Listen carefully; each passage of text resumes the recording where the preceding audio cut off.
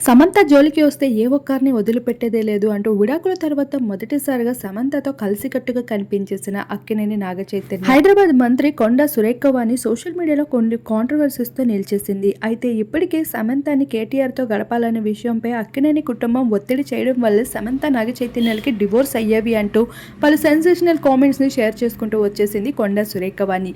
ఈ విషయంపై అక్కినేని కుటుంబం తీవ్రంగా ఖండించింది. ఇటువంటి ఆరోపణలు చేయడానికి మీకు సిగ్గుసేటుగా లేదా? అసలు మేము రాజకీయాల వైపు తలెత్తి కూడా చూడం. అటువంటి యాక్టర్స్ని, అటువంటి సభ్యులని మీరు ఇంతలా ఒత్తిడి చేసి ఇబ్బంది పెడతారా అంటూ ఈ విషయంపై మెగా ఫ్యాన్సే కాకుండా ఇండస్ట్రీకి సంబంధించిన ప్రతి సెలబ్రిటీ కూడా రియాక్ట్ అవుతూ వచ్చేశారు. ఇక సమంత సైతం స్పందిస్తూ వచ్చేసింది. ఇక నాగచైతన్య సైతం ఇద్దరి అంగీకారంతో ఎంతో బాధాకరమైన విషయంతో కూడిన ఈ విడాకులు అనే విషయంపై మీరు ఇటువంటి ఆరోపణలు చేయడం మీకు సిగ్గుచేటు అంటూ స్పందించడం జరిగింది. అయితే ఈ విషయం పైన అక్కినేని నాగార్జున తీవ్రంగా ఖండిస్తూ ఈ కేసుని ఫైల్ చేయడం కూడా జరిగింది.